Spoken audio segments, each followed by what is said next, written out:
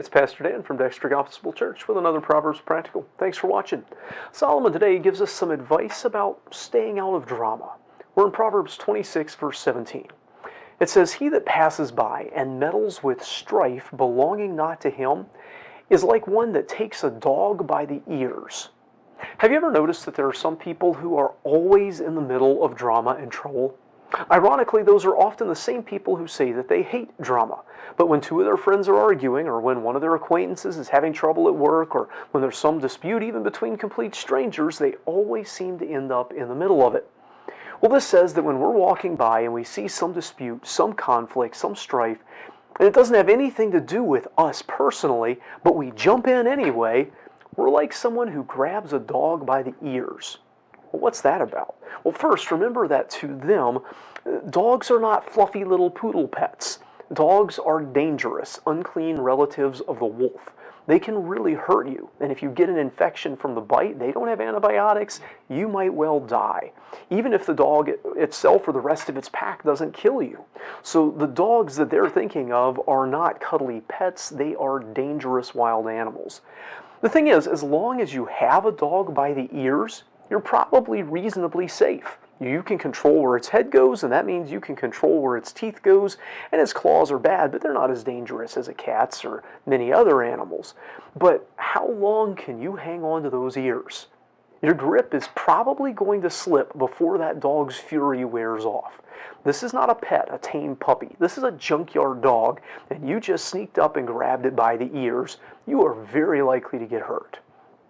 So, does this mean then that we live a life completely disengaged from other people? That we never get involved with problems? That we never try to be a peacemaker? Well, two thoughts on this. One, the word for meddles here can literally be is enraged. That is, when we aren't just trying to help out, but we are emotionally involved, we put ourselves at risk. The only way we can realistically be peacemakers is if in a situation of conflict we keep our cool. We don't get hot-headed, we don't get angry, we're able to stay rational and calm and think things through and help people find a solution. As soon as we are emotionally invested, furious at one person or side or the other, we have lost all capacity to actually help, and we're staring down the barrel of the wrath of man works not the righteousness of God, like James tells us. Secondly, this is a situation in this verse that doesn't involve us and doesn't pertain to us. It's strife that just doesn't belong to us. It's a place where we have no right to speak into this situation. It's not that we came and somebody asked us to mediate, or that we were witnesses to some part of the event, or that we have some influence over the people involved. It's something that we have no involvement in. And when we get mixed up in things uninvited that don't pertain to us, and where we don't have a relationship with the warring parties, it's all too common for both of them to turn on us. The peacemaker can only bring peace if the people in the situation will listen to them. And often both or all of the parties have to be willing to listen to them. Just because we know the answers doesn't mean anyone in that situation wants them or wants them from us. And as frustrating as that can be, it can be a little arrogant to presume that because of what we think we know, strangers should take our advice in the middle of a conflict. So it's good to be a peacemaker, to make peace in every situation we're involved with and have the means to do that. It's good to give good counsel to our friends, and it can even be good to issue rebuke or correction to our brothers. Every once in a while, you might be able to hang on to those ears long enough for the dog to calm down and you not to get bitten. But it's generally not good to jump into conflicts where we aren't involved, aren't invited, and aren't wanted. That just risks us being labeled a busybody, arrogant, intrusive, and quarrelsome. And this is all the more true when we're mad.